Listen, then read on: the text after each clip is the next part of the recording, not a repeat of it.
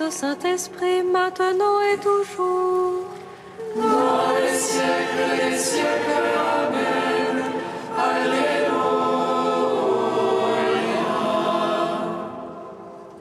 Roi du ciel, consolateur, Esprit de vérité, toi qui es partout présent, toi qui remplis tout, trésor de grâce et donateur de vie, viens et demeure en nous. Purifie-nous de toute souillure et sauve nos âmes. Toi qui es monté. Roi du ciel, consolateur, Esprit de vérité, toi qui es partout présent, toi qui remplis tout, trésor de grâce et donateur de vie, viens et demeure en nous. Purifie-nous de toute souillure et sauve nos âmes. Toi qui es monté. Par ta résurrection, ô Christ, Alléluia. Tu as réjoui la terre et le ciel, Alléluia. Tu nous fais naître de l'eau et de l'esprit, Alléluia. Par ta résurrection, ô Christ, Alléluia. Tu as réjoui la terre et le ciel, Alléluia. Tu nous fais naître de l'eau et de l'esprit, Alléluia. Tu n'as pas abandonné à la mort l'homme créé à ton image. Ô Christ ressuscité, image éternelle du Père.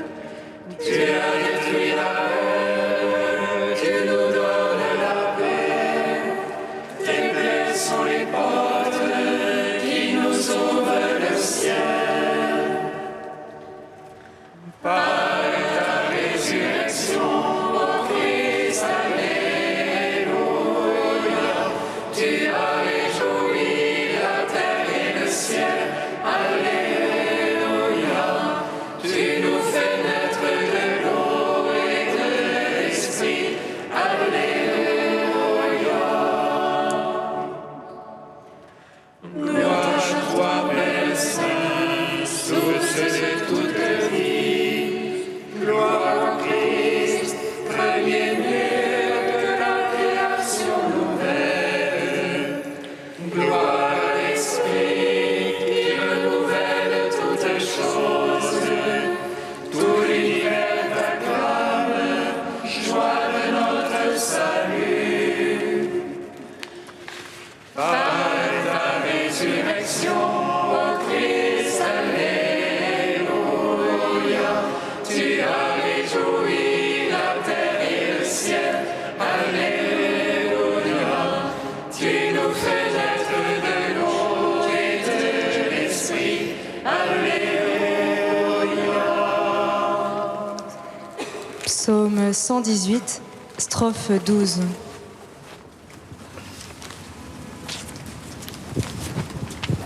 Seigneur ressuscité,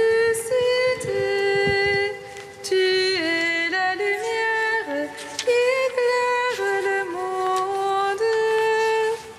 Alléluia, Alléluia. Seigneur ressuscité, tu es la lumière qui éclaire le monde.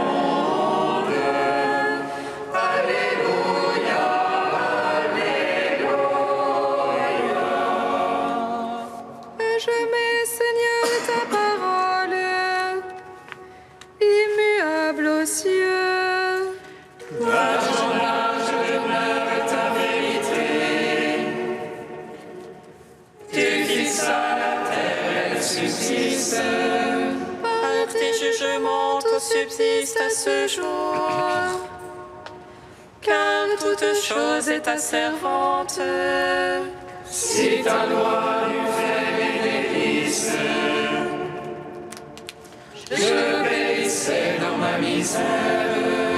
Jamais je n'oublierai tes préceptes. Par eux tu me vivifies. Je suis tien, sauve-moi, Seigneur. Je cherche tes préceptes. Que les impies me guettent pour ma perte. Je comprends ton témoignage. De toute perfection, j'ai vu le bout. Comme ils sont larges tes ordres. Gloire au Père, au Fils, au Saint-Esprit. Pour les siècles des siècles. Amen. Seigneur, ressuscité.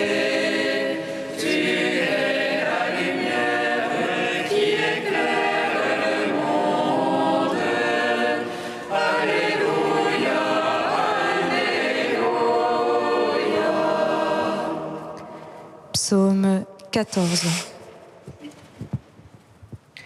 Dieu l'a fait juge des vivants et des morts. Alléluia. Dieu l'a fait juge des vivants et des morts. Alléluia. Seigneur, qui entrera sous ta tente, habitera sur ta sainte montagne. Celui qui marche en parfait, celui qui agit en juste, Et dit la vérité de son cœur, sans laisser courir sa langue. qui ne laisse en rien son frère, ne jette pas d'opprobre à son prochain, Méprise du regard le réprové, mais honore les fidèles du Seigneur. qui jure à ses dépenses sans se dédire, ne traite pas son argent à intérêt, N'accepte rien pour nuire à l'innocent, qui fait ainsi jamais ne bronchera. gloire au Père, au Fils, au Saint-Esprit, pour les siècles des siècles. Amen. Dieu L'a fait juge des vivants et des morts. Alléluia. Psaume 15. Garde-moi, Seigneur, mon refuge est en toi. J'ai dit au Seigneur, c'est toi mon bonheur.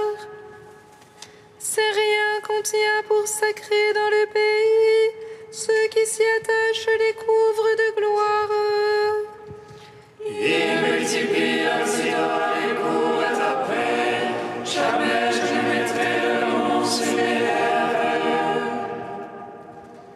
Seigneur, ma part d'héritage et ma coupe, c'est toi qui garantis mon lot. Le cordeau me marque un enclos de délices. Oui, mon domaine est pour moi magnifique. Je bénis le Seigneur qui s'est fait mon conseil. Oui, la nuit, mon cœur m'avertit. Je garde le Seigneur devant moi sans relâche. Puisqu'il est à ma droite, je ne puis chanceler. Aussi mon cœur exulte et mes entrailles jubilent. Oui, ma chair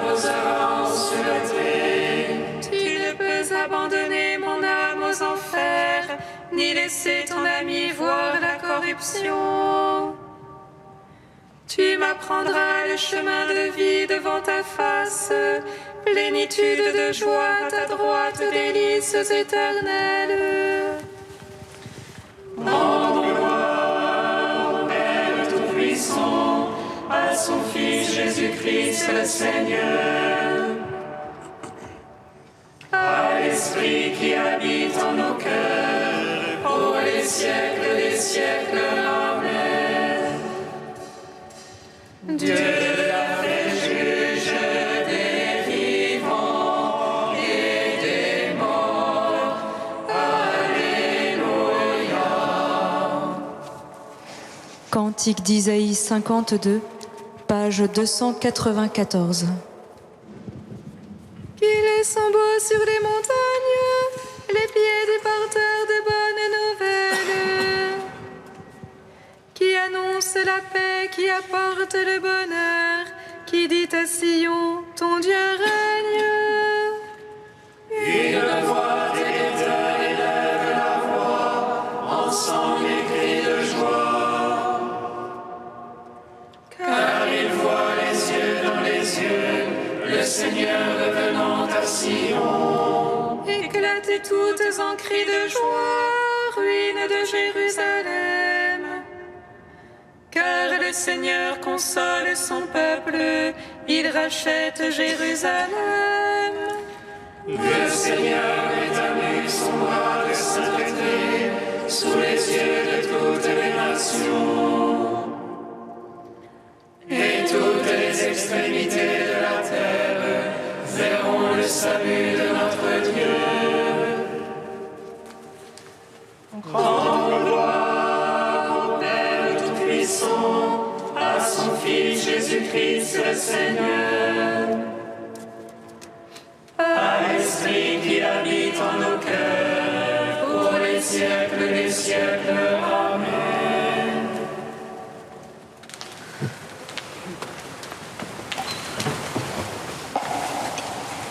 De Sœur Marie Aimée, la résurrection. La surprise pascale libère et guérit de tout enfermement, de toute emprise. Jésus fait du neuf. Il ouvre à l'éternité la temporalité brisée de notre être au monde. Il nous offre ainsi de redevenir coram Deo, être vers Dieu et être pour la vie. L'événement de Pâques, à l'instar de tout événement tel que défini par Maldinet, ne se produit pas dans le monde. C'est lui, au contraire, qui ouvre le monde, et l'ouvre selon une tonalité déterminée. L'événement ouvre un nouveau monde, et il est impossible de le situer, car il se produit en abîme, dans un monde déjà fait. Cette ouverture constitue à chaque fois un moment critique, puisque nous ne pouvons l'intégrer qu'en devenant autre. Pâques est cependant le paradigme de l'événement, puisqu'il ne modifie pas seulement notre identité créée, mais il la métamorphose en la recréant. Ce monde nouveau que le Christ a fait naître en sa résurrection, ce monde pascal de ceux qui sont renés d'en haut et de nouveau, le seul monde viable pour nous, n'est pas, on l'a dit, un au-delà du monde, mais le monde transfiguré, rendu à sa vocation d'adieu. Ce royaume, Thomas a dû l'accueillir dans l'adoration et la foi, comme Marie-Madeleine avait à l'annoncer à tous, et comme Pierre devait en être le gardien fidèle et avisé, lui qui avait reçu symboliquement le pouvoir des clés. Ce pouvoir de l'ouverture du royaume n'est autre que celui de rendre à l'événement pascal, de disposer miséricordieusement à cet apparaître nouveau, de renouer avec l'inattendu du ressuscité. Cette rencontre surprenante Les disciples d'Emmaüs l'ont fait aussi, dans une déprise qui cette fois se devait d'être partagée.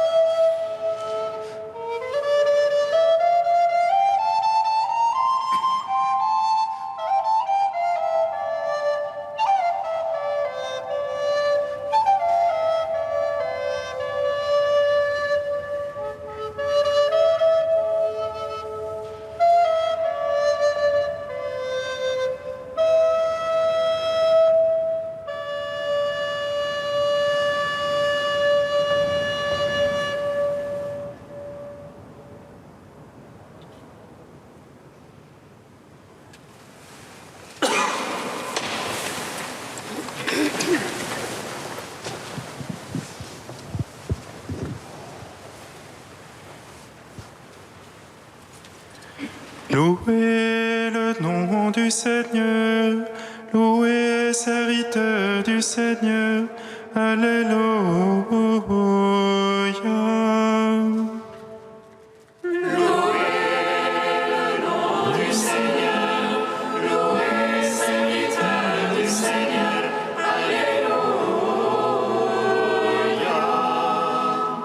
La parole de Dieu était féconde, le nombre des disciples se multipliait fortement à Jérusalem. Louez le nom du Seigneur, louez serviteurs du Seigneur, Alléluia.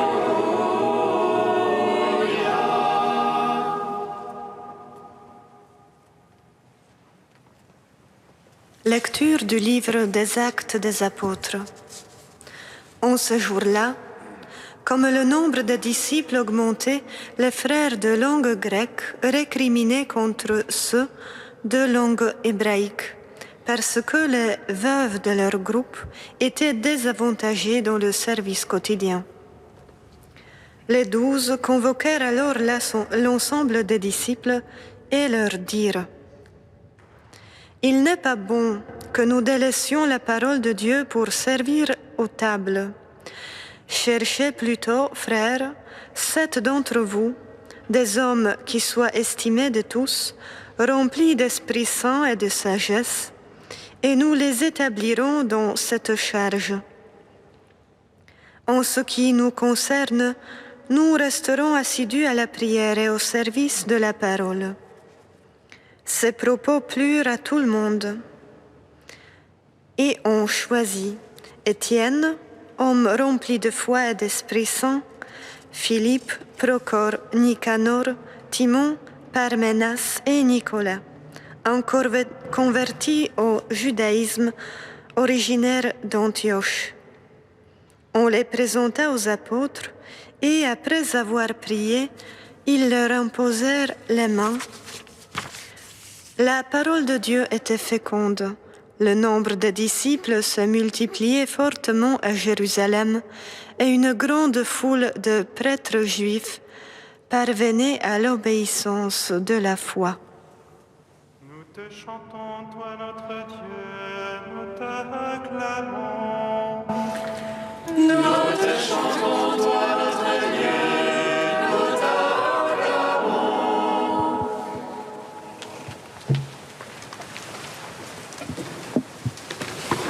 Nous poursuivons la lecture continue du livre des Actes des Apôtres qui nous accompagne pendant le temps pascal.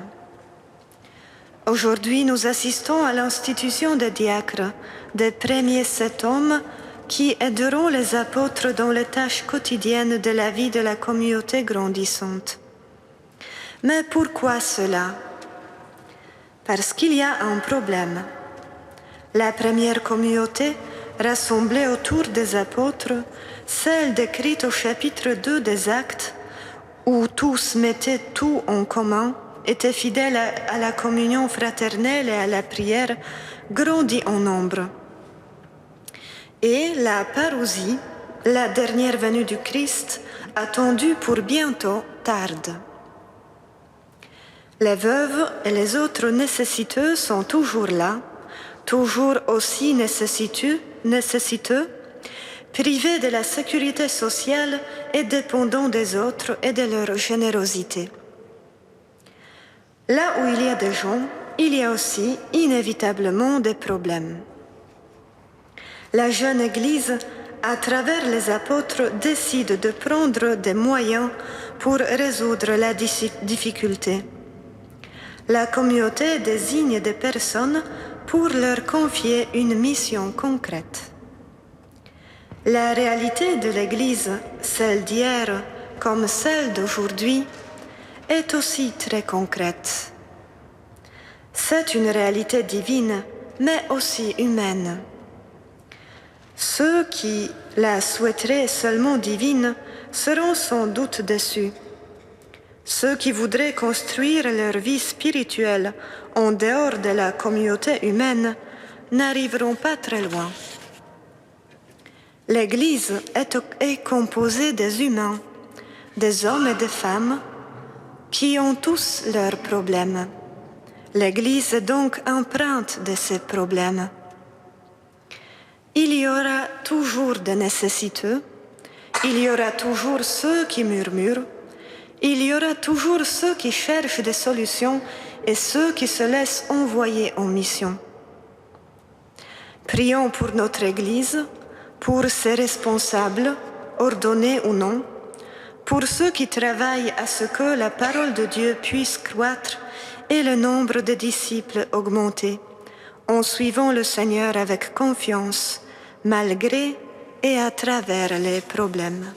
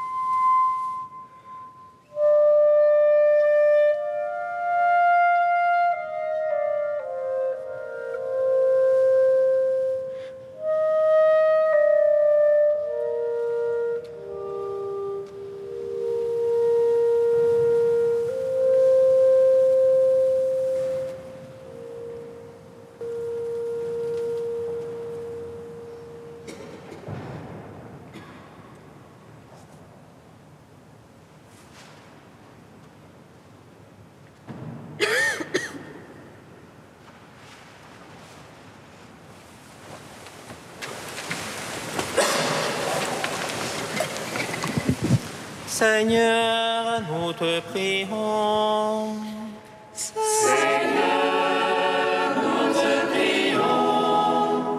Seigneur, nous te prions pour tous ceux qui se prédestinent au diaconat permanent. Accorde-leur l'intelligence de ta parole et l'assiduité à la prière. Seigneur, nous te prions. Seigneur, nous te prions pour tous les défunts de nos proches. Accompagne-les de ton amour sur la rive éternelle. Seigneur, nous te prions pour que tous les chrétiens retrouvent la joie de l'unité à travers tout le mystère pascal et le don de l'Esprit Saint. Seigneur, nous te prions. Saint Dieu, sauveur, Saint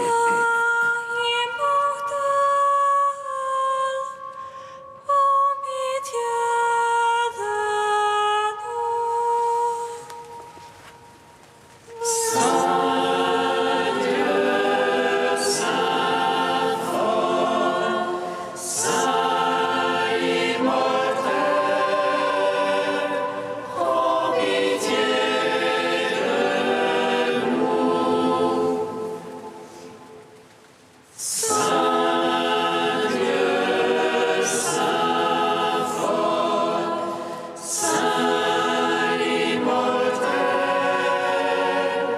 prends pitié de nous. Gloire au Père et au Fils et au Saint-Esprit, maintenant et toujours et dans les siècles des siècles. Amen. Saint immortel, prends pitié de nous. Saint Dieu, Saint fort, Saint immortel, prends pitié de nous. Comme nous l'avons appris du Sauveur, et selon son commandement, nous osons dire: Notre Père, qui es aux cieux, que ton nom soit sanctifié, que ton règne vienne, que ta volonté soit faite sur la terre comme au ciel. Donne-nous aujourd'hui notre pain de ce jour. Pardonne-nous nos offenses, comme nous pardonnons aussi à ceux qui nous ont offensés. Et ne nous laisse pas entrer en tentation, mais délivre-nous du mal. Car c'est à toi qu'appartiennent le règne, la puissance et la gloire pour les siècles des siècles. Amen. Dieu qui as envoyé ton Fils pour nous sauver et pour faire de nous tes enfants d'adoption, regarde avec bonté ce que tu aimes comme un Père. Puisque nous croyons au Christ, accorde-nous la vraie liberté et la vie éternelle. Par Jésus, le Christ, notre Seigneur. Amen. Bénissons le Seigneur.